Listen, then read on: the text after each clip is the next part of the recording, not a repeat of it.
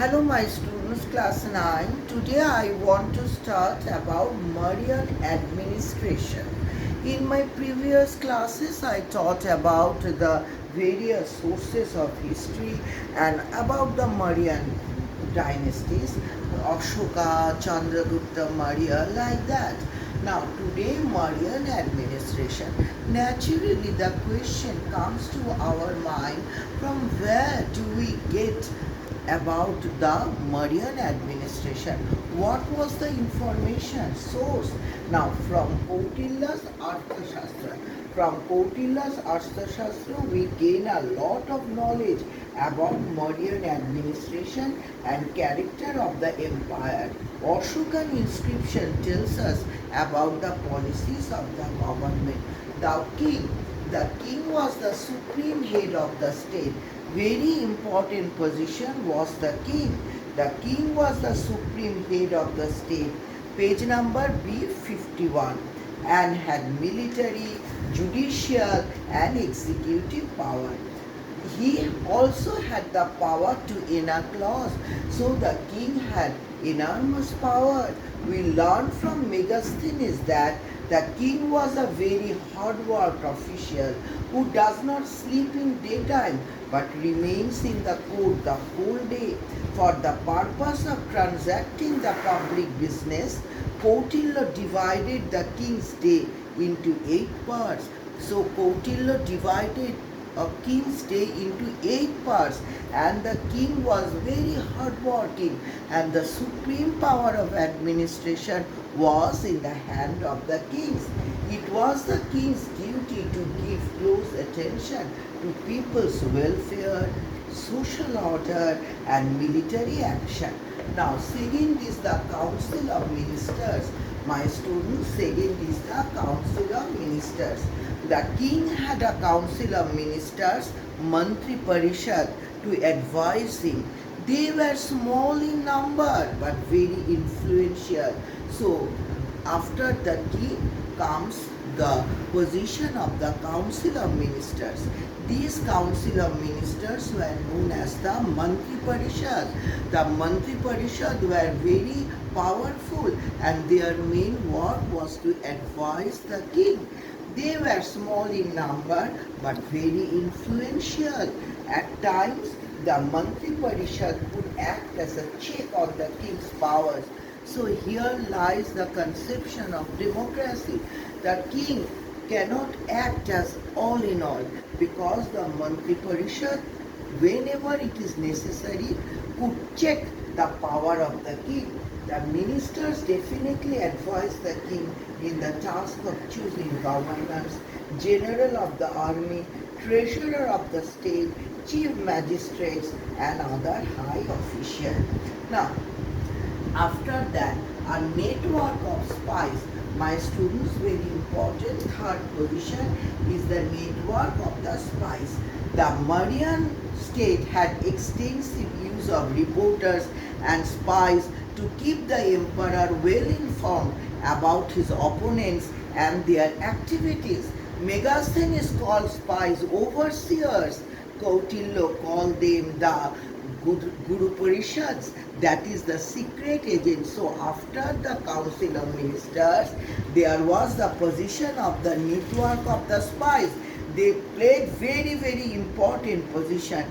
They reported to the king important matters concerning the army, the state and conduct of his officers. Now after that, the sources of the revenue. The sources of the revenue. Arthashastra provides a detailed list of the sources of revenue, which include land revenue from mines and forests, revenue from manufactured goods of various kinds, tolls payable for using bridges and roads, fines and license fees. Kautilya said that taxes must be reasonable. So the sources of the taxes are various, but the people, the authorities should not collect enormous tax from the common people. The ruler should act like a bee which collects honey without causing damage to the flower. So very nice adjective used here. My students, look, that is the ruler, that is the authorities could collect fees from the taxes from the people without causing any damage to the people. The land tax varied from 1/3 to 1/6 of the produce, paid either in cash or in kind. There was considerable expenditure on public works, especially construction of roads, wells and rest houses. Other major expenditure was a large army and salaries paid to officials. Now, provincial administration. Next to the emperor ranked the governors in charge of provinces of the empire. The Ashokan inscription mentioned 4 such governors posted at Taxila, Ujjayan, Tosali and the Suvarnagiri. The governors had their ministers and also had the power to appoint a few officials. The smaller provinces were under officials called Pradikshas in the Ashokan edicts. We come to know many things about the provincial administration from the Ashokan edicts also. So the whole administrative system were diversified. It was divided into various organs. Now, district administration and other officials. Provinces were subdivided into districts for purpose of administration. So my students, for proper administration, it was divided into various subdivisions. Provinces were subdivided into districts for purpose of administration. Ashokan inscription refer to 3 classes of high officials. Very important, all of you mark in your book. Rajukas, Guptas and the Mahamantras. The Rajukas were probably in charge of districts and corresponded to the district magistrates of the present day. So the Rajukas can be compared with the district magistrates. They managed the state property and kept law and order in the districts. The Yokta was probably the district treasury officer who collected revenues and kept accounts. The Mahamatras were heads of special departments. Ashoka created a new class of Mahamatras, that is Dharma. Mahamatras who promoted Dharma and looked after the general happiness and welfare of the people. So, a new class of Ashoka created, because my students, you know that Ashoka, the main work of Ashoka was to look after the welfare of his subjects. So Ashoka innovated many special positions who looked after the benefit and welfare of the common people. Ashoka created a new class of Mahamatras, that is the Dharma Mahamatras, who promoted Dharma and looked after the general happiness and welfare of the people. Now then, the city administration. Arthashastra mentions the Nagarka, who function as a city superintendent or a city magistrate, with a number of officers assisting him. The duties of the Nagarka, according to Kautilya, were the provision of water to the city dwellers, the maintenance of public roads and public buildings, the inspection of the city walls and city towers, and taking precautions against fire. All work related to the welfare of the people. Megasthenes, on the other hand, gives a more elaborate system of city administration. From the account of Megasthenes, we came to know about the most elaborate system of city administration. According to him, those entrusted with city administration were divided into 6 boards of 5 persons each. Each board dealt with a specific function, such as the supervision of trade. My students, look, underline in your book, supervision of trade and commerce, or census of the population, or care of foreigners, and so on and so forth. The six boards acted together in general matters like the maintenance of public buildings, mark in your book all of my students, fire protection and care of wells and temples, etc. Now administration of justice. Justice, we know that law and order plays very important role in every administrative system, in every kingdom, in every dynasty, everywhere, in every state. Megasthenes attests to the efficient administration of the criminal law. So, from the account of Megasthenes, we came to know that regarding the criminal law, the government was much more careful. Serious offences were visited with death penalty. Lighter crimes were punished by cutting off the nose or shaving of the offender's ear, a penalty that made one feel ashamed. Evasion of taxes on goods sold of municipal seats was regarded as a serious offence.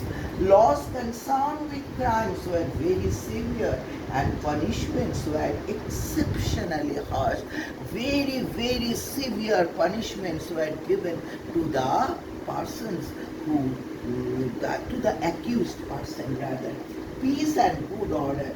Now my students, peace and good order. We dealt with the administration of justice. So justice were very strict and it was maintained in a very proper way.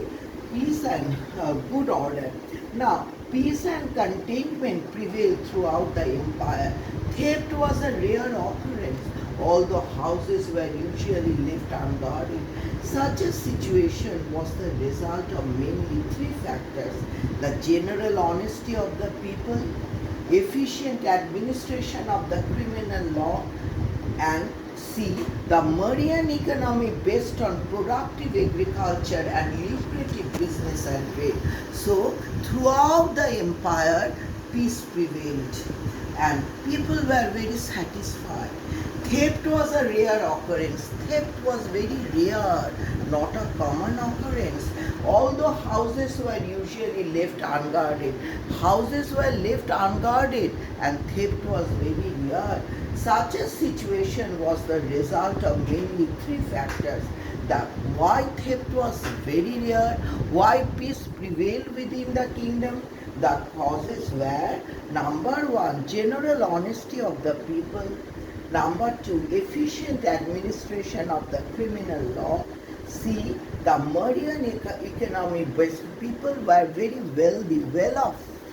That is, a wealthy economy prevailed within the kingdom. Next, the productive agriculture. Next is the productive agriculture. Megasthenes attests to the fertility of soil due to major irrigation works such as the dam of the Sudarshan Lake at Gurnard. According to Arthashastra, the amount of tax would depend on irrigation facilities available to the cultivators and could range from 1/3 to 1/6 of the land produce. So, fertility of land was very good and good agriculture. Agricultural products were very, very good. Lucrative trade. Trade was carried on both by land and waterways. Trade was very flourishing and trade was carried on both by land and waterways. The royal highway ran from the region nearby Taxila to Pataliputra.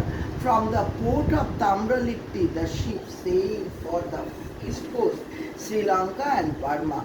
The Buddhist literature refers to the sea voyages from Bharuch to Babylon. So trade was carried on both by land and the waterways. So trade was very flourished and it helped for the development of the economy. My students, today up till this, and in my next class I will teach about the architecture. Okay, so architecture and the dharma, and that will be the end of my class. So today up till this, so wish you a very good day. I will very soon give you the next lecture about Ashoka's Dharma and the remaining part of the chapter. Okay, thank you very much.